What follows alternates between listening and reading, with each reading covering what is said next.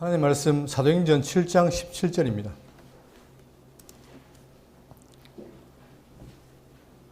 사도행전 7장 17절입니다. 36절까지 교독하겠습니다.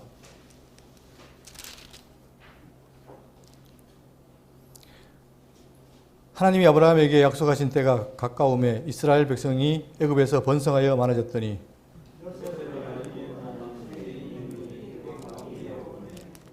그가 우리 족속에 교활한 방법을 써서 조상들을 괴롭게 하여 그 어린 아이들을 내버려 살지 못하게 하려 할세.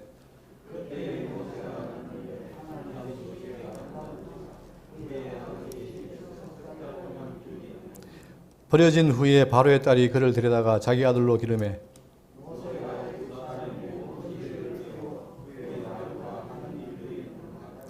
나이가 40이 되매 그 형제 이스라엘 자손을 돌볼 생각이 나더니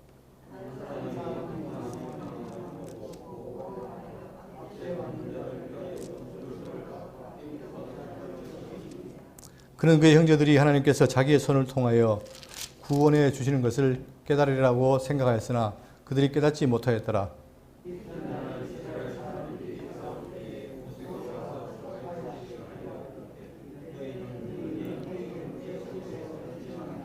그 동물을 해치는 사람이 모세를 밀어뜨려 이르되 누가 너를 관리와 재판장으로 우리 위에 세웠느냐.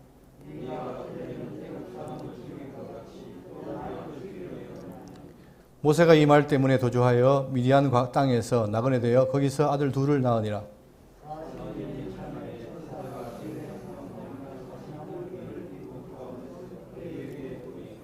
모세가 그 광경을 보고 놀랍게 여겨 알아보려고 가까이 가니 주의 소리가 있어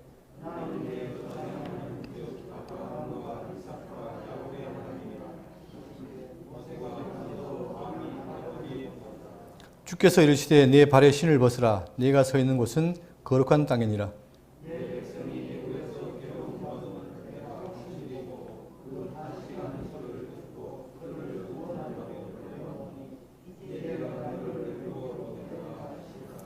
그들의 말이 누가 너를 관리와 재판장으로 세우느냐 하며 거절하던 그 모세를 하나님은 가시나무 뜰기 가운데서 보이던 천사의 손으로 관리와 속량하는 자로서 보내셨으니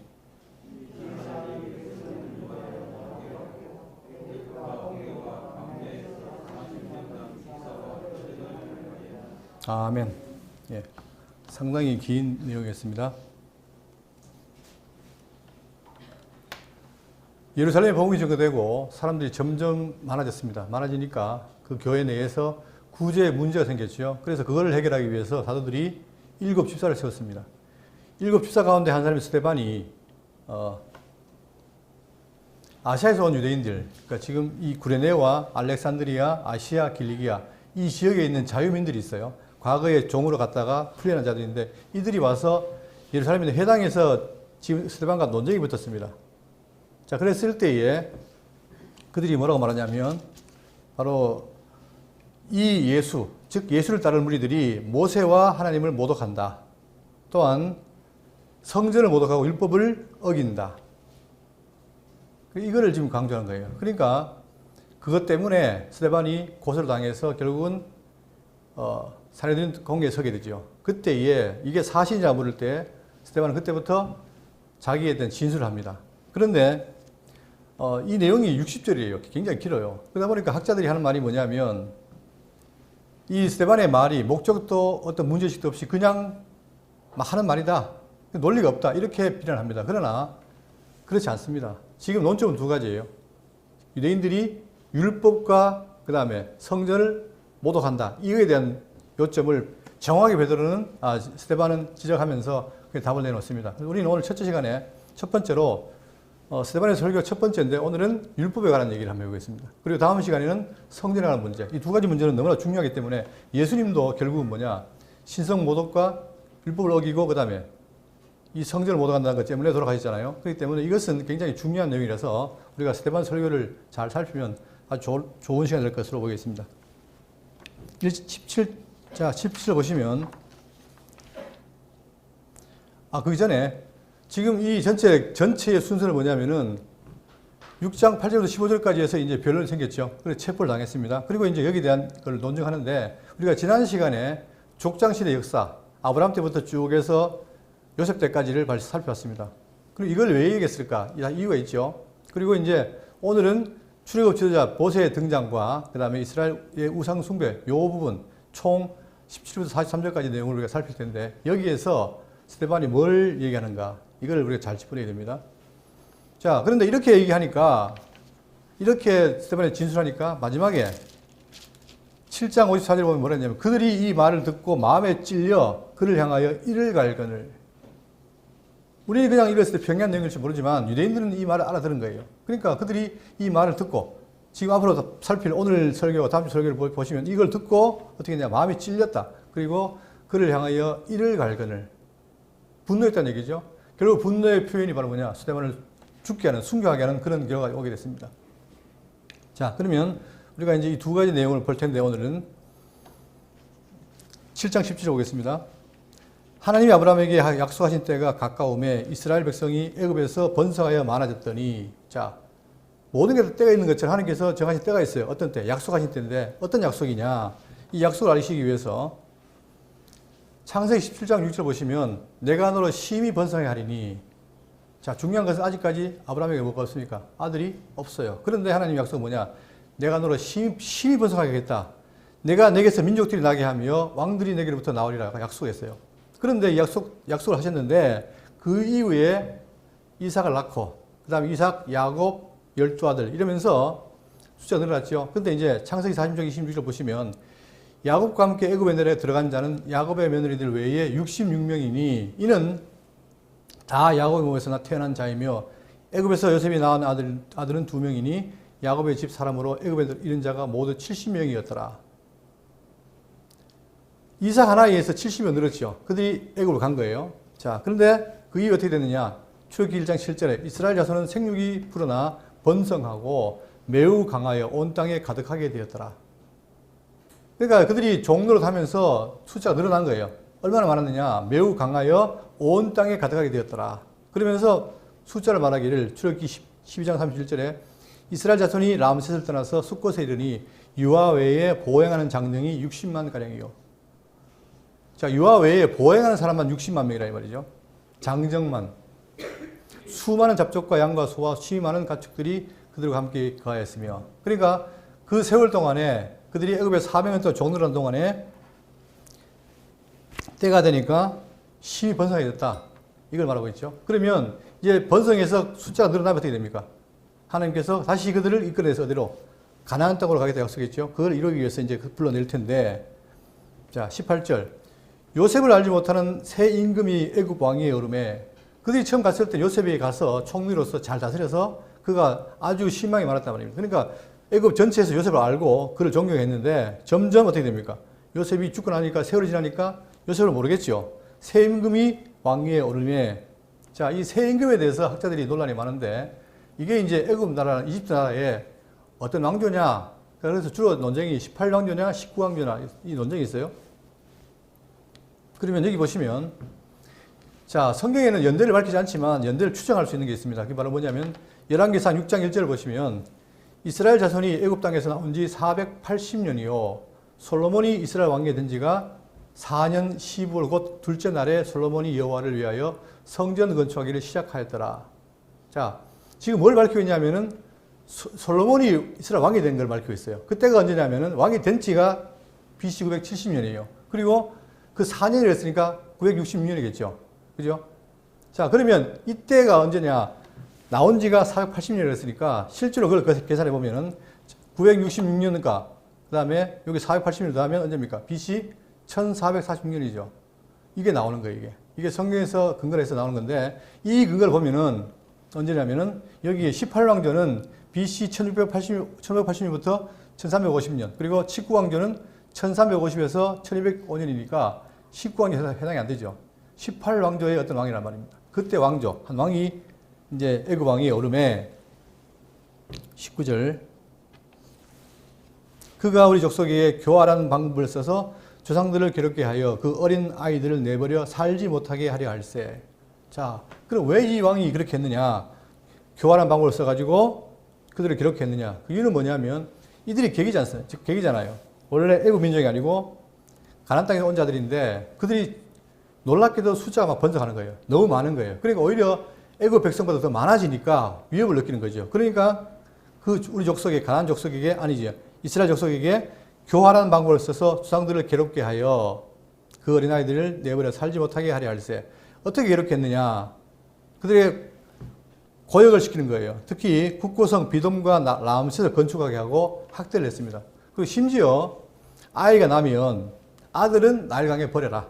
그러나 딸은 살려둬라. 이렇게 해서 더 이상 이들의 민족이 번성하지 못하게 하기 위해서 그런 방법을 썼습니다. 자, 그때에 20절 그때에 모세가 났는데 하나님 보시기에 아름다운지라 그의 아버지의 집에서 석 달 동안 길리더니 자 이때 이제 그때라는 말이 의미가 있겠죠. 그때 이렇게 힘들게 고역당할 때 그때에 모세가 났다. 여러분 모세가 왜 났겠습니까? 하나님께서 모세를 태어나게 한 이유는 바로 의미가 있죠. 그것은 바로 이들이 약속대로 400년 동안 종노를 하려 했는데 그 때가 다가오는 거예요. 그럼 그 때가 차면 그들은 어떻게 됩니까? 다시 가나안 땅으로 데려가야 되는데 그 가나안 땅으로 들어가기 위해서 누가 필요하죠? 지도자가 필요한데 그게 바로 모세란 말입니다. 그러니까 모세를 하나님이 나게 하셨어요.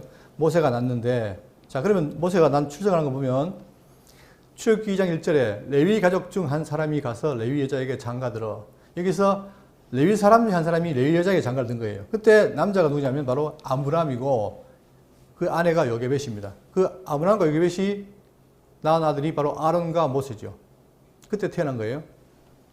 이렇게 태어나니까 어떻게 되느냐. 그때 아들은 다 버려졌으니까 그 여자가 임신한 아들을 낳으니 그가 잘생긴 것을 보고 석 달 동안 그를 숨겼으나 더 숨길 수 없게 되매 그를 위하여 갈대 상자를 가져다가 역청과 나무 진을 칠하고 아기를 거기 담아 나일강과 갈대 사이에 두고 그의 누이가 어떻게 되는지를 알려고 멀리 섰더니 자 이제 아이를 버리고 봤던 거예요. 그러니까 출애굽기 2장 10절 그 아기가 자라매 바로의 딸에게 데려가니 그가 그의 아들이 되니라. 그가 그의 이름을 모세라 하여 이르되 이는 내가 그를 물에서 건져내었음이라 하였더라. 바로의 공주가 아이를 건져서 이제 취하게 됩니다. 그때 그의 지어진 이름이 모세죠. 모세란 말은 물에서 건졌다. 그러면 이것도 의미하는 바가 있죠. 이스라엘 백성들은 이제 구출했다는 의미를 포함하게 텐데 이렇게 이름을 짓게 됐습니다. 그러니까 이제 21절 버려진 후에 바로의 딸이 그를 데려다가 자기 아들로 기름해. 자 그러면 이 바로의 이 공주가 왜 이를 길렀느냐 그 이유가 있습니다. 바로 그의 아버지가 그러니까 아들이 없어요. 그러니까 아들이 없으니까 이 공주가 데려온 아들 이 모세를 통해서 어떻게 됩니까? 장차 왕을 삼기 위해서 그렇게 계획했던 거죠. 자 22절 모세가 애굽 사람의 모든 지혜를 배워 그의 말과 하는 일들이 능하더라. 여러분 잘 아다시피 지금 모세는 뭐라겠습니까? 자기가 내가 입이 어떻다? 둔하다. 그래서 하나님께 절대 난 안 가겠습니다라고 거부했잖아요. 그런데 지금 스데반은 뭐라고 하냐면 이 모세가 모든 지혜를 배워 그의 말과 하는 일들이 능하더라. 능하다고 합니다. 그러니까 이런 걸 가지고 사람들이 봐라 구약에는 모세가 말 못한다 했는데 왜 스데반은 능하다고 했느냐 성경이 안 맞지 않느냐 이렇게 말하지만 그게 아니라 실질적으로 모세가 그렇게 한 것은 뭐냐면 하나님께 뭐예요? 자기 임무를 안 맡으려고 뭐 한 겁니까? 회피하려고 변명한 거죠. 그러나 실제로는 여러분 생각해 보세요. 애굽이 제국인데 애굽의 왕자다. 그러면 어떻게 됩니까? 모든 교육을 다 받겠죠. 지도자 교육을 받을 거 아닙니까? 그러니까 그가 능한 거예요. 지혜도 능하고 말과 하는 것도 능했다 이 말입니다. 자, 그런데 그렇게 있다가 23절에 나이가 40이 되매 그 형제 이스라엘을 자손을 돌볼 생각이 나더니 그런데 그가 물론 바로의 아들로 있지만 그러나 실제로 자기가 어떻게 됩니까? 자기가 이스라엘 필요하고 했던 사실을 압니다. 아니까 어떻게 했냐면 이스라엘 자손을 돌볼 생각이 나더니 자 이걸 지금 보실 때 여러분 이게 구약의 얘기 우리 다 알잖아요. 그죠? 물론 다 알고 있는 얘기인데 여기서 뭐를 염두에 둬야 되냐면 이 모세가 누구냐는 거예요. 모세가 누구죠? 지금 이스라엘을 인도할 지도자 아닙니까? 그죠? 그러면 모세는 누구에 대한 예표예요? 장차 오실 메시아에 대한 예표란 말입니다. 그런데 이 모세가 이제 공적으로 자기를 하려고 시작하는데 어떻게 되냐면 40세에 자기 형제들 돌보려고 했는데 잘 됩니까? 안 됩니까? 이 뒤에 내용이 안 돼요. 그리고 80세에 와서도 또 그들이 이제 본격적으로 이제 그들을 이끌어내는데 그때도 어떻게 됩니까? 우리가 생각할 때 사실 지금 이 유대인들이 예수님이나 제자들을 뭐라고 공격했느냐? 모세를 거역했다라고 했단 말입니다. 근데 그러면 모세의 논법은 뭐냐면 그러면 너희 주상들은 모세의 말을 잘 들었느냐? 이거예요. 그냥 그들은 자기들이 모세의 후손이니까 모세가 훌륭하니까 그랬을 거라고 생각하지만 실제로 그렇지 않았다는 얘기예요. 그러면 모세에게도 거역했다면 지금 오늘날 예수님을 거역하는 것도 똑같은 맥락이라는 거예요. 이게 지금 이야기의 밑에 깔려 있는 겁니다.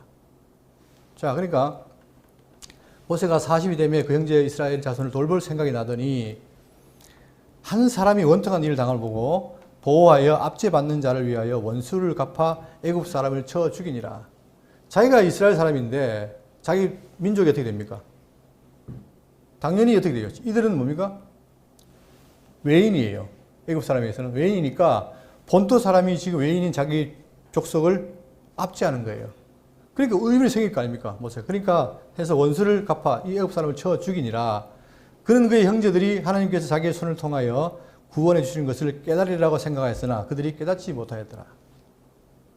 그러니까 이것이 지금 자기도 이스라엘 민족이기 때문에 비록 지금 애굽에 왕가에 가 있지만 그러나 자기가 이스라엘 백성으로서 동포로서 이렇게 한다라는 것을 자기 손을 통해서 한다는 것을 깨달을 거라고 생각했는데 그들이 깨닫지 못하였더라. 그러면서 이튿날 이스라엘 사람끼리 싸울 때에 모세가 와서 화해시키려 하여 이르되 너희는 형제인데 어찌 서로 해치느냐 하니. 자, 그 전날은 애굽 사람이 이스라엘 사람을 학대하는 걸 봤는데 그래서 그걸 죽였잖아요. 근데 그 다음 날은 뭐냐면 이스라엘 사람끼리 지금 싸우는 거예요. 동포끼리. 그러니까 이제 모세가 와서 화해시키려고 했죠. 왜 같은 백성끼리 싸우느냐, 형제끼리 하느냐 이거죠. 여기에 지금 너희는 형제인데 앞에 뭐가 빠져있냐면 원래 원문에는 안드레스라고 하는 이 사람들아라는 말이 있어요. 이 사람들아 너희는 형제인데 그렇죠? 둘이가 지금 분쟁하고 있잖아요. 근데 너희들이 자체가 형제 아니냐? 이 형제란 말은 친형제란 말이 아니고 같은 혈통으로서 되게 민족적으로 같은 백성이 아니냐 이 말이죠. 왜 서로 해치느냐 하니 그 동물을 해치는 사람이 모세를 밀어뜨려 이르되 누가 너를 관리와 재판장으로 우리에게 위에 세웠느냐. 이 반응을 잘 보십시오. 뭐라고요? 그러니까 동포끼리 싸우는 걸 말리면 화해를 해야 되는데 그게 아니라 오히려 뭡니까?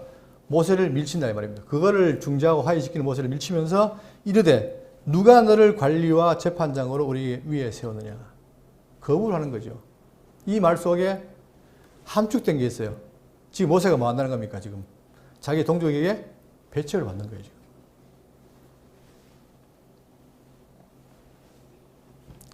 28절 네가 어제는 애굽 사람을 죽인 것 같이 또 나를 죽이려느냐 하니.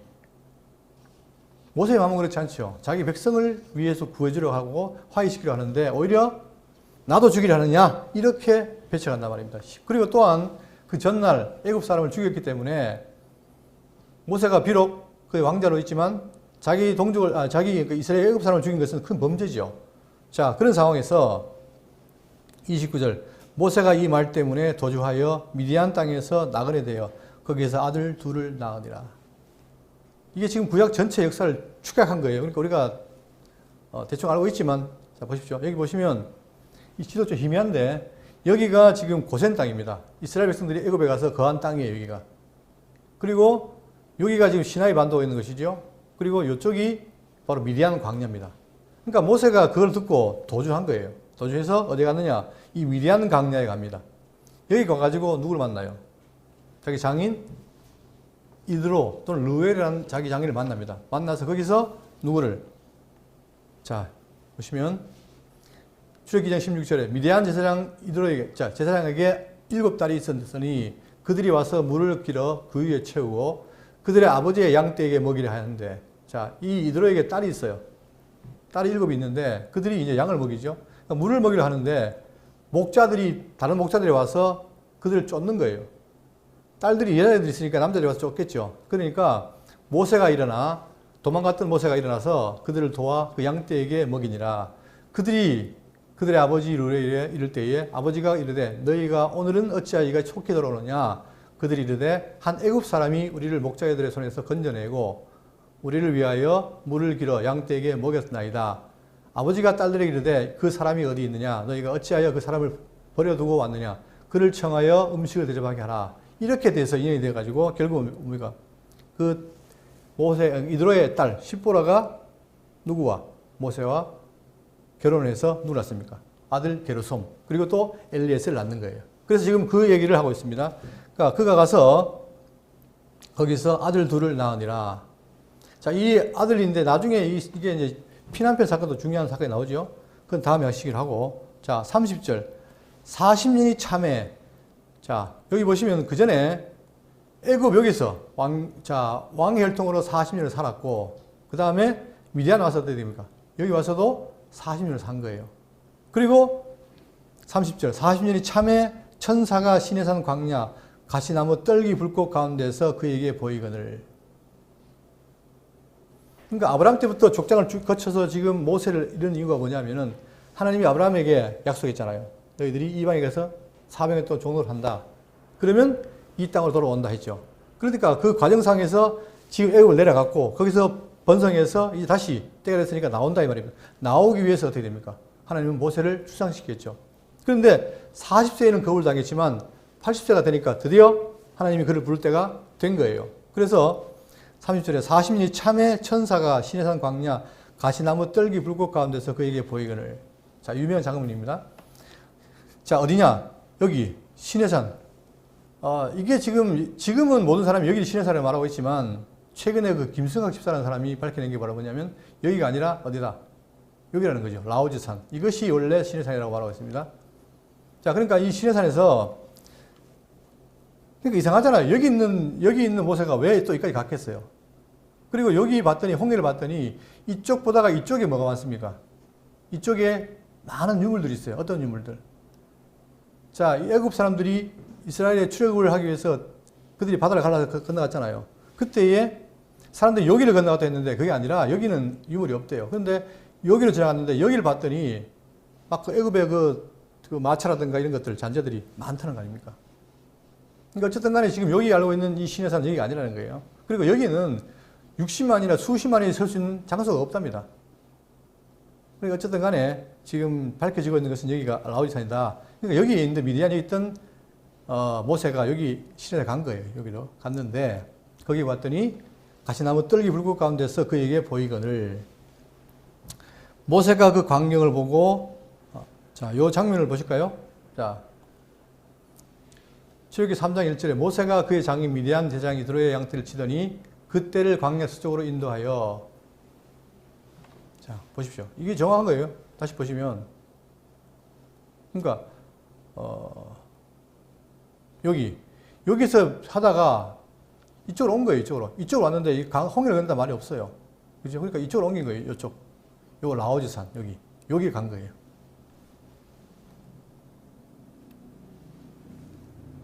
자, 그러더니 자, 광야 서쪽으로 인도하여 하나님의 산 호렙의 이름에 맞지요, 성경이? 여호와의 사자가 떨기나무 가운데로부터 나오는 불꽃 안에서 그에게 나타나시니라. 그가 보니 떨기나무에 불이 붙었으나 그 떨기나무가 사라지지 아니하는지라. 이에 모세가 이르되 당연히 떨기나무에 불이 붙었으면 다 타야 될 텐데 안 사라지는 거예요. 이것은 바로 뭐냐? 이 불이 신비한 불이죠. 다시 말하면 하나님께서 지금 나타났다는 사실을 보여주기 위한 신비한 현상을 일으켜준 거죠. 그가 보니 떨기나무에 불이 붙었으나 그 떨기나무 사라지지 아니하는지라. 이에 모세가 이르되 내가 돌이켜가서 이 큰 광경을 보리라. 떨기나무가 어찌하여 타지 않는고 하니 그때 여호와께서 그가 보려고 돌이켜오는 것을 보신지라. 하나님이 떨기나무 가운데서 그를 불러 이르시되 모세야 모세야 하시니 그가 이르되 내가 여기 있나이다. 하나님이 이르시되 이리로 가까이 오지 말라. 내가 선 곳은 거룩한 땅이니 내 발에서 신을 벗으라. 그러니까 사람들이 이제 여기가 불꽃 가운데 있고 하니까 이것이 거룩한 줄 알지만 그게 아니라 실제로 그 산이 거룩한 게 아니라 뭡니까? 거기에 하나님이 임했기 때문에 여호와 임했기 때문에 이제 거룩하다는 얘기예요. 그러니까 거룩하니 신을 벗어라 이렇게 말했죠. 이것이 바로 하나님께서 때가 되매 다시 말하면 40년, 80년의 때가 되매 모세를 부르기 위해서 지금 나타나신 겁니다. 본문으로 와서 31절. 모세가 그 광경을 보고 놀랍게 여겨 알아보려고 가까이 가니 주의 소리가 있어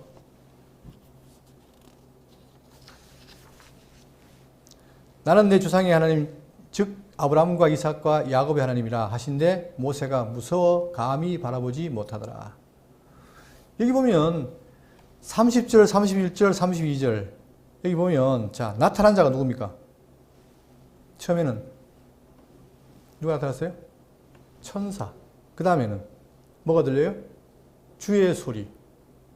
자 성경에는 하나님이 나타나는데 하나님이 나타나니까 다들 두려워하잖아요. 그러니까 하나님 나타난 것을 뭐가 나타난 걸로? 사람이나 천사 나타난 걸로 말합니다. 나중에 아브라함 때도 뭡니까? 사람 셋이 나타났는데 한 분은 누구예요? 하나님이죠. 그런 것처럼 구약 백성들은 이렇게 하나님이 나타나는 것을 두려워하기 때문에 이렇게 표현한 걸로 보여집니다. 어쨌든 간에 지금 모세에게 하나님이 나타나서 말씀하시기를 당신을 소개하는데 나는 내 조상의 하나님 즉 아브라함과 이삭과 야곱의 하나님이라. 여러분 이것은 구약 백성들에게는 아주 정형화된 표현입니다. 항상 뭐예요? 아브라함과 이삭과 야곱 즉 내 조상의 하나님이라. 이 표현은 그냥 하는 게 아니라 그냥 반복해서 그냥 외우라고 하는 게 아니라 의미가 있어요. 왜? 이것은 뭐냐? 아브라함이 죽었잖아요. 그러나 죽었으나 다시 누구에게? 이삭에게. 이삭이 죽었으나 야곱에게. 12아들에게. 계속 어떻게 됩니까? 이어진다는 얘기예요. 그 말은 뭘 가르친 거죠? 이 하나님이 지금도 뭡니까? 지금도 변함없는 분이다. 너희들 지키고 보호하는 분이다. 사실을 그들에게 알게 하기 위해서. 그리고 그분은 영원토록 변치 않는다는 것을 알게 하기 위한 의미가 담겨 있는데 자 여기 보시면 이 말에 대한 설명이 신구약에 많이 있습니다. 시편 102편 27절에 주는 한결 같으시고 주의 연대는 무궁하리로다. 그러니까 이스라엘 백성들은 뭐냐? 자기들이 믿고 있는 하나님은 변함이 없다는 거예요. 어제나 오늘이나 동일하다. 영원한 분이라는 사실이죠. 그리고 말라기 3장 6절에 나 여호와는 변하지 아니하냐니 그러므로 야곱의 자손들아 너희가 소멸되지 아니하느니라. 왜? 내가 약속이기 때문에 안 소멸한다는 거예요. 그 이유는 뭐냐? 만약에 하나님이 있다가 사라지는 분이라면 사라지고 나면 어떻게 됩니까? 보호 못 하잖아요. 그렇지만 이분은 영원한 분이기 때문에 어떻게 돼요? 아무리 그들이 나쁜 짓을 해도 약속 때문에 그들을 소멸치 아니한다. 그 다음 히브리 1장 12절 의복처럼 갈아입을 것이요 그들은 옷과 같이 변할 것이나 주는 여전히 연대가 다함이 없으리라. 그리고 13장 8절 보시면 예수 그리스도는 어제나 오늘이라 영원토록 동일하시니라. 왜냐? 예수님도 동일한 하나님이기 때문에 그분도 영원토록 동일하다. 어제나 오늘이라 변치 않는다는 거예요. 그리고 마지막으로 야고보 1장 17절에 온갖 좋은 은사와 온전한 선물이 다 위로부터 빛들의 아버지께로부터 내려오나니 그는 변함도 없으시고 회전하는 그림자도 없으시니라. 아시겠죠? 그러니까 이 아브라함과 이삭과 야곱이 하는 말은 이런 뜻이 있는데 지금 하나님께서 모세에게 나타나가지고 하는 말이 뭐냐? 나는 누구냐? 내 조상의 하나님 즉 아브라함과 이삭과 야곱의 하나님이라. 변치 않는 분이기 때문에 약속대로 지금 너희들을 애굽에서 이끌어내기 위해서 너희를 지금 불렀다. 그 말이죠. 하신데 모세가 무서워 감히 바라보지 못하더라. 그렇죠. 하나님의 현현이니까. 그러나 모세는 은혜로 그걸 보게 된 거예요. 나중에 보면 어떻게 됩니까? 빛이 났다고 했잖아요.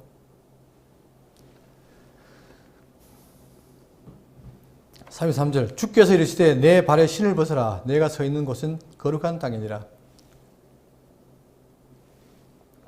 아까 말씀드린 대로 그 땅 자체가 거룩한 게 아니라 하나님이 임하셨기 때문에 거룩한 땅이니라.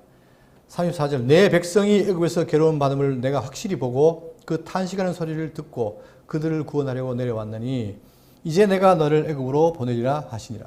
여러분 그러면 지금만 애굽 통곡했습니까? 예? 탄식을 지금 했겠어요? 그전에 했을 거 아닙니까? 그런데 그때 가만히 있다 왜 지금 그러느냐? 이제 뭐가 되기 때문에? 하나님의 때가 됐기 때문에. 그러니까 하나님이 임의로 사람이 요청한다고 하는 게 아니라 당신의 뜻이 있단 말입니다. 그러니까 때가 가까우니까 더욱 탄식을 하게 됐고 그 탄식 소리를 듣고 응답해서 누구를? 모세를 통해서 그들을 구원하려고. 그러니까 내가 구원하려 들어왔으니 이제 내가 너를 애굽으로 보내리라 하시니 내가 친히 구원할 수도 있지만 그러나 뭐예요? 내가 모세 너를 통해서 구원하겠다 이 말이죠. 이게 바로 뭡니까? 이스라엘이 말하는 중보자예요. 중보자.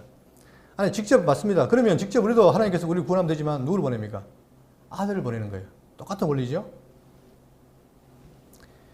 자 35절 그들의 말이 누가 너를 관리와 재판장으로 세웠느냐 하며 거절하던 그 모세를 하나님은 가시나무 뜰 가운데서 보이던 천사의 손으로 관리와 속량하는 자로서 보내셨으니 자 지난 40년 전에는 어떻게 됩니까? 그들이 거부했잖아요. 그래도 내가 너를 보낸다 이 말이에요. 이 사람들이 백성을 인도하여 나오게 하고 애굽과 홍해와 광야에서 40년간 기사와 표적을 행하였느니라. 하나님께서 모세와 함께 하니까 늘 빼던 모세가 뭡니까? 애굽에서 뭐 어떻게 돼요? 바로 왕에게 10가지 재앙을 내리죠. 기적을 내리죠. 그런 기적. 그 다음에 홍해를 건널 때 홍해를 가르는 기적. 그 다음 광야에서도 쓴물 나무를 만드는 기적. 뭐 그 다음에 만나 멸치라기 이런 게 있잖아요. 이런 것들이 다 뭡니까? 하나님께서 모세와 함께한다는 사실을 보여주기 위해서 그들에게 보여준 표적이었다는 거예요. 그걸 누가 했다? 하나님이 모세를 통해 했다는 거죠. 자, 이렇게 한 다음에 이제 그렇게 했는데, 그러면 우리 생각에 이렇게 하나님께서 능력을 주고 표적과 기사를 행하게 하고 모세를 인도를 삼았다면 당연히 어떻게 됩니까? 이스라엘 백성들 어떻게 돼요? 모세의 말을 따르고 했어야 되잖아요. 근데 반대예요, 반대. 그렇지 않다 이 말입니다. 그 결과가 뭐냐? 그 다음 내용은 바로 뭐냐? 결국은 그들이 모세의 말을 듣지 않고 어떻게 했다? 우상 숭배를 했다 이 말입니다. 여러분, 우상 숭배라는 게 그냥 뭐 이렇게 만들어 놓고 한다. 물론 맞지만 그 근본은 뭐냐면은 내가 하나님을 모르고 잊어버리고 그러면 어떻게 됩니까? 자연적으로 우상 숭배가 돼 있어요. 하나님 말고 다른 거, 돈을 숭배한다든가 명예를 숭배한다든가 할 수 있는 거예요. 그런 것처럼 이들이 어떻게 했냐? 바로 그 우상 숭배를 하게 되는데, 자, 37절 보시면 이스라엘 자손에 대하여 하나님이 너희 형제 가운데에서 나와 같은 선자를 세우리라 하던 자가 곧 이 모세라. 자, 이제 본격적으로 뭘 말하느냐? 모세가 누구냐? 이스라엘 자손에 대하여 하나님이 너희 형제 가운데서 나와 같은 자를 세우리라 하던 자가 곧 이 모세라. 여러분, 그들이 시내산에서 이제 율법을 받을 때에 하나님이 임했잖아요. 임했는데 처음에는 어떻게 했습니까? 기대를 갖고 올라갔어요. 올라갔는데 놀라운 것은 하나님이 임하는데 막 천둥 번개하다가 온갖 하니까 너무 무서운 거예요. 그러니까 그때 그 광경을 보고 사람들이 어떻게 됩니까? 모세에게 이제는 하나님 보게 하지 말고 당신이 대신해서 전달해달라 이거잖아요. 그때부터 뭐가 생긴 거예요? 중보자가 생긴 거예요. 그러니까 모세를 통해서 직접 보게 하지 말고 당신이 해달라. 그렇게 청하니까 그걸 좋게 받아들인 거죠. 자, 그래서 신명기 18장 15절에 내 하나님 여호와께서 너희 가운데서 내 형제 중에서 너를 위하여 나와 같은 선지자, 즉 이스라엘을 위하여 나와 같은 선지자 하나를 일으키시니 너희는 그의 말을 들을지니라. 그러니까 이스라엘들은 모세라는 게 너무 중요한 사람이니까 항상 그 말을 기억한 거예요. 그래서 예수님 당시에 뭐라 했습니까? 누가 온다? 선지자, 어떤 선지자? 그 선지자. 그렇게 말해요. 그 선지자가 누구냐? 바로 이가 말한 나와 같은 선지자. 그걸 말하는 거예요. 물론 모형적으로 계속해서 이스라엘은 뭡니까? 역사적으로 많은 선지자가 나왔지만 그건 다 모형이고 실제로 모세가 말하는 건 그 선지자 누구예요? 창조실 메시아를 가리킨 거예요. 중요한 건 뭐냐? 메시아가 왔으면 그 이렇게 메시아가 증거됐으면 어떻게 해라? 너희는 그의 말을 들을지니라. 여러분, 기독교는 뭔 종교입니까? 기독교는 형식의 종교가 아니에요. 말의 종교예요, 말. 그래서 태초에 누가 계신다? 말씀이 계시니라. 이거 의미가 있는 겁니다. 물론 철학적으로 뭐 그걸 뭐 절대 이성이니 이런 말 할 필요 없이 그 성경을 봐야 돼요. 그러니까 성경은 뭐냐? 하나님께서 아들에게 뭘 주십니까? 당신의 말씀을 주신 거예요. 그러니까 그의 말을 들으라. 왜? 그의 말이 뭐기 때문에? 생명의 말씀이니까 들으라는 거예요. 그러니까 살 길은 오로지 그 선지자, 그의 말밖에 없는 거죠. 마찬가지로 이스라엘 백성들에게도 뭡니까? 누구의 말? 모세의 말이 곧 살 길인 거예요. 자, 그리고 18절 보세요. 내가 그들의 형제 중에서 너와 같은 선지자 하나를 그들을 위하여 일으키고 내 말을 그 입에 두리니. 보세요. 내 말을 어디다가? 그 입에 두겠다는 거 아닙니까? 그러니까 지금 사도들도 뭐예요? 사도님 지금 보면서도 사도들도 예수님께 배운 말씀, 그 말을 입에 둔 거예요. 누가? 성령께서. 그러니까 그들은 전한 거 아닙니까? 그러니까 이만큼 말이 중요하다는 거죠. 왜? 그게 생명을 증거하는 말씀이니까. 자, 이렇게 한 다음에 바로 이렇게 선지자를 세우리라 한 자가 곧 이 모세라. 38절. 시내산에서 말하던 그 천사와 우리 조상들과 함께 광야 교회에 있었고 또 살아있는 말씀을 받아 우리에게 주던 자가 곧 이 사람이라. 이렇게 나와 같은 선지자를 세우겠다고 또 했던 사람도 모세고, 그 다음에 38절, 이게 중요합니다. 시내산에서 말하던 그 천사와, 그렇죠? 천사를 통해서 뭘 받았습니까? 율법을 받은 거잖아요. 그러니까 천사와 우리 조상들과 함께 광야 교회에 있었고 또 살아있는 말씀을 받아. 뭘 받았어요? 살아있는 말씀. 개역 성경은 생명의 도, 한마디로 말하면 율법, 이거예요. 받아 우리에게 주던 자가 이 사람이라. 그러니까 지금 율법이라는 말은 뭐냐? 이스라엘 백성들이 중요하게 생각하는 율법은 바로 뭐다? 모세를 통해 받은 하나님의 말씀이라는 거예요. 그러면 그 말씀을 잘 순종했어야 되는데 그들이 그렇지 않았다는 거죠. 또한 이 생명의 말씀도 곧 누구를 가리킵니까? 다 메시아를 가리키는 거예요, 지금.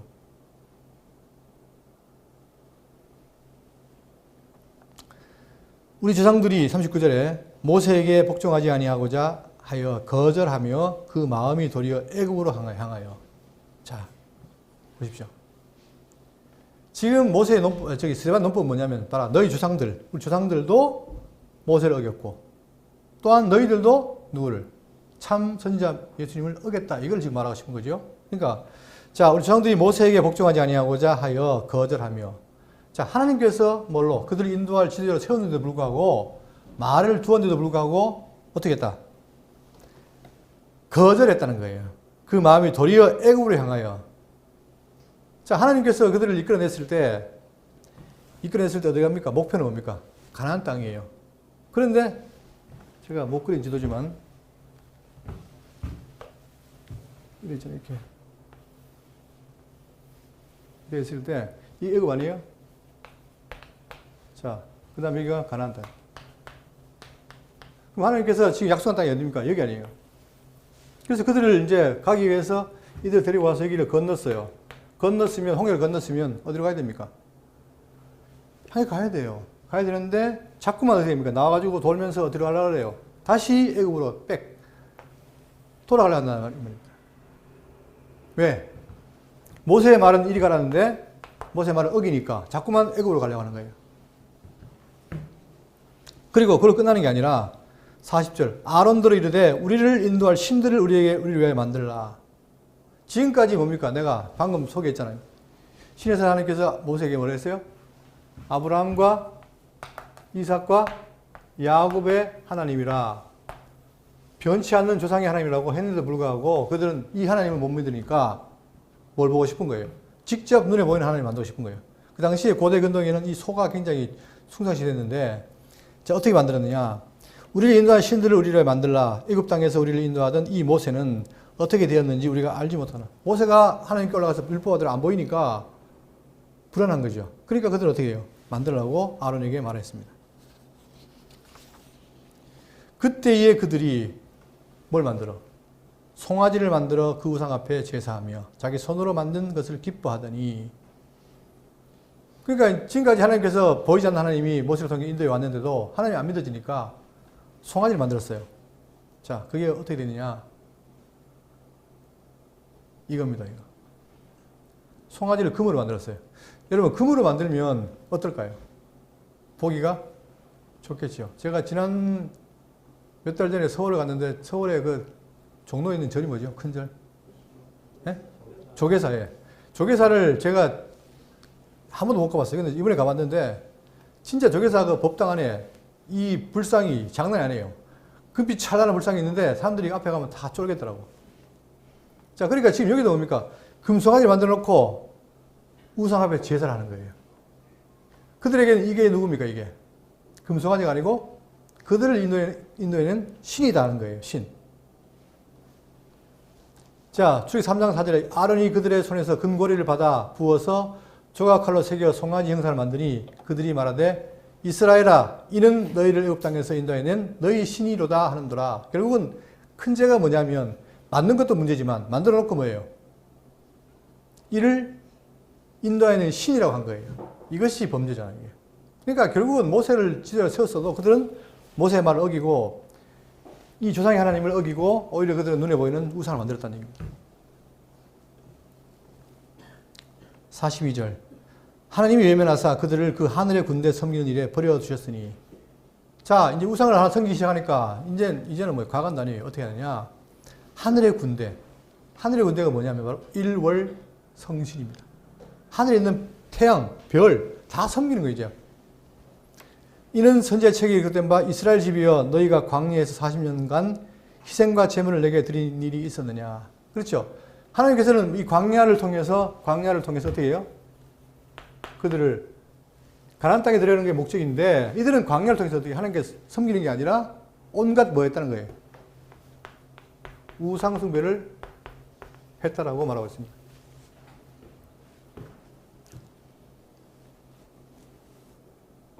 그러니까 지금 스데반 논점은 뭐냐면 예나 지금이나 똑같다는 사실이에요. 너희들이 모세를 어겼던 것처럼 지금은 바로 참 선지자 예수님을 어겼다. 그리고 버렸다. 그럼 어떻게 되느냐? 자, 마지막 절 43절.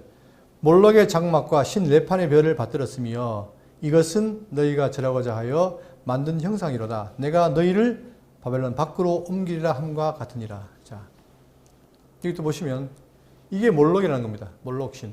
그런데 여기 보시면 여기 포인트가 있죠. 이 누굽니까? 어린 아이잖아요. 그러니까 아이를 누구한테? 우상에게 바치는 거예요. 이게 제사를 드리는 거예요. 이게. 그러니까 이런 짓을 하고 있는 거예요. 하나님을 섬겨야 될 자들이 그렇지 않고 오히려 어떻게 했느냐? 몰록의 장막과 신 네판의 별을 만들었습니다. 또한 별을 받들었다는 거예요. 별. 아까 하늘에 그대로 했죠? 1월 성신을 섬기는 거예요. 자, 이것은 너희가 절하고자 하여 만든 형상이로다. 자, 이 형상이 바로 뭐냐?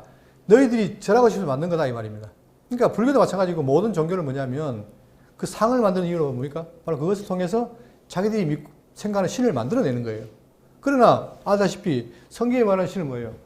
만든 신이 아니라 어떤 분입니까? 중요한 말. 나는 스스로 있다.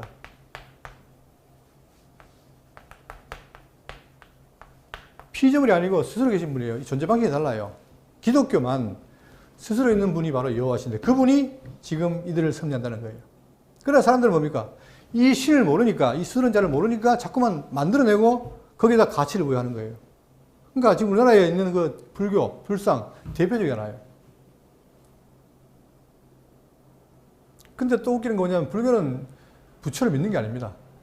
내가 부처가 되는 거예요. 그래서 만나면 다 뭐라 합니까? 뭐 성불하십시오 그러는데 성불이 되면 좋겠는데 안 돼요. 옛날 유명한 성철이 어떻게 했습니까? 나는 거짓말장이다. 내 말 다 거짓말을 하고 죽었잖아요. 그런 거예요, 인간이라는 건. 인간은 스스로 될 수가 없어요. 근데 그분은 바로 누구냐? 우리 믿는 하나님은 스스로 계신 분인데 이분을 사람들은 뭘로? 우상으로 대체했다. 이거죠. 그러니까 어떻게 되느냐? 이건 안 읽겠습니다. 한번 보시고요. 자, 그러면 어떻게 되느냐? 내가 너희를 바벨론 밖으로 옮기리라 함과 같으니라. 여기에 대한 것이 뭐냐면 여기 보세요. 이 그림 보시면 여기가 바벨론이에요. 여기 가나안 여기 작잖아요. 그리고 유프라테스강, 디리스강 여기 메소포타미아 지역인데 여기 바로 바벨론이 아닙니까? 그러니까 하나님께서 어떻게 되냐? 너희들이 우상 숭배했기 때문에 나중에 참 놀라워요. 지금 이 모세 때 이제 그들을 이끌어내가지고 가나안 땅 가야 되는데 나중에 어떻게 됩니까? 나중에 가나안 땅 들어가 살다가 왕조리에 살다가 너희들이 나중에 결국은 포로 간다는 것을 미리 예언하는 거예요. 이게 바로 이렇게 얘기를 하는 거예요. 그걸 지금 스데반이 말하고 있는 겁니다. 그래서 너희를 바벨론 밖으로 옮기리라 함과 같으니라. 실제로 어떻게 했습니까? 그들이 남부 왕조가 하나님께 배반함으로 우상 섬김으로 결국 그들은 그 죄 때문에 어떻게 돼요? 나중에 북쪽 이스라엘은 아수르에게 망하고 남쪽 유다는 바벨론이 망하잖아요. 그에 대한 말씀이란 말입니다. 그러면 왜 그러느냐? 왜 망했느냐? 이유가 뭐예요? 뭘 배반하고? 하나님의 말씀, 생명의 말씀, 율법을 배반하고 버렸기 때문에 그 대가로 어떻게 했다? 망했다는 거예요. 그러면 지금 너희들이 나한테 지금 스데반에게 지금 예수와 네가 율법과 성경을 못 얻겠다? 아니다. 지금 내가 전한 그 예수는 누구라는 거예요? 모세가 말한, 너희 조상 모세가 말한 참 선지자다. 나와 같은 선지자다. 그의 말을 들어야 되는데 너희들이 어리석어서 그때나 지금이나 어떻게 해요? 그때는 모세를 배반했고 지금은 예수들을 배반해서 죽였다 이거예요. 그러니까 그 죽인 것 때문에 우리가 스가랴 배우고 있지만 그 때문에 어떻게 됩니까? 나중에 주 70년에 예루살렘이 멸망하잖아요. 여러분 보시면 이 논조가 길지만 포인트는 뭐냐? 바로 거기 있는 거예요. 그러니까 지금 율법을 어긴 게 아니다. 그거예요. 지금. 자, 우리에게 이제 이게 우리가 하는 말이 뭐냐면 여러분 지금은 많은 분들이 종교인들 만든다고 신앙인이라고 말을 해요. 그런데 종교인은 뭐냐면 정해진 계율을 따라 살면 종교인이 되는 거예요. 기독교는 어떤 뭐냐? 아까 얘기했잖아요. 기독교는 뭐의 종교다? 말씀의 종교예요. 말씀의 종교이기 때문에 내가 말씀을 듣고 깨달아서 나타난 현상 사는 게 바로 기독교인데 지금 기독교가 어디로 가느냐? 전부 다 목사님들이 뭐 합니까?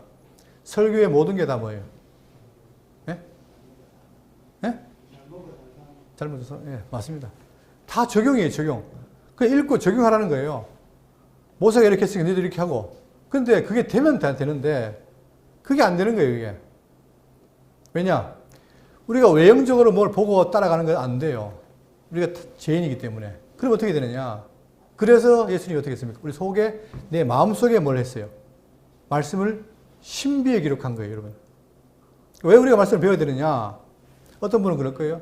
맨날 말씀 배우느냐? 뭐 배워도 똑같은데. 그렇지 않습니다. 말씀을 배워야 내 속에 심령이 어떻게 돼요? 움직이는 거예요. 감동이 오는 거예요. 그것도 목사가 감동 주는 게 아니라 말씀 자체가 감동을 주는 거예요. 그러면 그 감동한 힘으로 사는 거예요.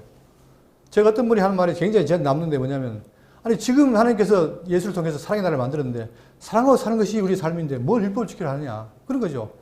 지금 우리는 율법 지키려 사는 게 아니에요. 율법은 우리가 못 지는 모든 죄의 짐을 예수님 다 지셨잖아요. 그러면 그분이 우리를 이제 사랑의 나라로 옮겨서 당신의 사랑을 깨닫고 살게 만드는 게 교회란 말입니다. 그러면 이 교회는 뭐냐? 날마다 말씀을 통해서 뭐예요? 그의 말씀을 듣고 깨닫고 감동이 되면 그 힘으로 사는 게 교회예요. 그런데 지금 말씀을 안 전한다 이 말입니다. 다들 뭐냐? 서로 제목 붙이고 1, 2, 3 그렇게 해서 이렇게 삽시다. 아니 누군들 안 살고 싶겠습니까? 근데 그 살 힘이 없는 거예요. 왜? 그 살 힘은 내가 하는 게 아니라 그분이 나에게 힘을 주는데 그 힘을 공을 못 받으니까. 그러니까 열심히 봉사를 해도 어떻게 됩니까? 봉사를 해도 기쁨이 없는 거예요. 이게 제가 일반적으로 말하는 말이 아니라 제가 같이 생활하면서 느낀 거예요. 그러니까 왜 중요하냐? 그분의 말씀을 안 들으면 어떻게 돼요? 오늘 결론이 뭡니까? 안 들으면 바벨론 밖으로, 그렇죠. 바벨론 밖으로 옮기리라. 좋은 말이지만 니 망한다, 죽는다 이 말이에요. 여러분. 그러면 우리는 영적으로 지금 광야 생활하는 우리가, 제가 지금 협박하는 게 아니고 광야 생활하면서 누구냐? 우리의 지도자이신 예수 그리스도, 그분이 지금 성령을 통해 우리를 다스리고 있잖아요. 그의 말씀을 듣지 않으면 어떻게 돼요? 결국 우리는 멸망밖에 없어요. 그렇기 때문에 여기에 왜 대구 장로교회 성도님들 모였느냐? 그 말씀 들으려고. 듣고 깨닫고 감동하기 위해서. 그리고 하나님의 백성을 살기 위해서. 그거예요. 아멘. 네, 아멘입니다. 수요일 날 이제 14장 하나 남았는데, 스가랴 남았는데, 그게 놀라운 얘기가 나와요. 자, 옛날에 여호와의 성결이라는 건 누구한테 있습니까? 여호와의 성결. 글자를 붙이는 것. 누구한테 있어요? 네? 대제사장이 여기 이마에 표를 붙일 때 여기다가 뭐라 붙여요? 여호와의 성결이라 해요. 그때는 대제사장만 그래요. 그런데 마지막에 때가 돼서 하나님께서 우리를 다스릴 때가 되면 어떻게 되냐? 모든 게 다 여호와의 성결이라는 거예요. 그게 예언되어 있어요. 제가 늘 말씀드리지만 성도의 목표는 뭐냐? 예정의 궁극적 목표가 뭐냐? 그게 뭐라고 했습니까? 예? 예? 크게. 맞습니다. 근데 거룩이 좀 튀어 들어가네요. 우리의 목표는 거룩이에요, 여러분. 거룩. 왜? 하나님과 함께 하기 위해서. 하나님이 거룩하시긴 하도 거룩해야 그의 백성 산다 이 말입니다. 그게 약속되어 있잖아요. 그러면 우리가 거룩 연습을 하기 위해서 모이는 것입니다. 교회라는 게. 그냥 주일 대놓고 모이라 이게 아니고 여기 와서 내가 더럽고 죄인인데 그의 말씀을 통해서 점점 성화되어 가서 거룩한 백성 되게 하기 위해서 모이는 것이에요. 그러니까 교회가 놀라운 거죠. 근데 지금 교회를 다 어떻게 했느냐? 이 교회를, 이 놀라운 신성한 교회를 그냥 일반 종교 집단으로 다 만들어버렸어요, 교회가. 현대가. 그러니까 기독교가 욕먹잖아요, 지금. 저도 목사로서 개독교란 말 들으면 좋겠습니까? 왜 그러냐? 기독교가 이 복음을 잃어버린 거예요. 말씀을 잃어버리니까 전부 이기적이 되고 자기들의 이득만 챙기려고 그러고 남에게 안 베풀고 그러니까 사회로부터 지탄받는 게 오늘의 현실이란 말입니다. 그러면 오늘 우리는 이 말씀을 통해서 뭐예요? 과거에 이스라엘이 모세를 어겨서 바벨론 포로 갔던 것처럼 우리는 그러지 말고 참 선지자이시고 그 선지자신 예수의 말씀을 듣고 그분을 따라가는 게 우리의 할 일이다. 그래서 오늘도 그분을 바라보고 살아가는 여러분 되시기를 바라겠습니다.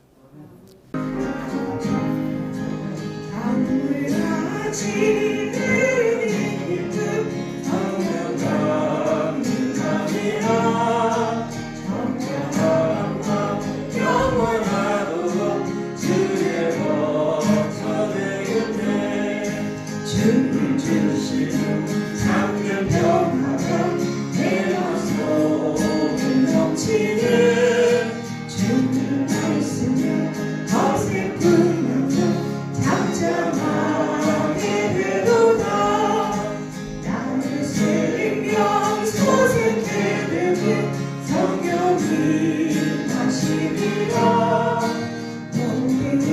슬픔 사라져 주의 평강 넘치네. 주님 주시는 잠든 평화가 내 맘속에 넘치네. 주의 말씀에 어설픈 나도 잠잠하게 되도다. 하늘에서 단비 내리고 햇빛 찬란함같이 우리 마음에 성령이 거리 주님 복 되시리라. 주님 주시면 잠든 평화가 내 맘속에 넘치네. 주님의 말씀에 어설픈 맘도 잠잠하게 되도다. 새벽 시에 넘쳐 흘러서 마른 광야 적시니 그의 열매 물을 입어서 주시를 기다리니. 주님 주시면 잠든 평화가 내 맘속에 넘치네. 주의 말씀에 어설픈 맘도 잠잠하게 되도다. 놀라우신 주의 은혜로 그의 얼굴 뵙겠네. 평화로운 안식처에서 영원토록 쉬겠네.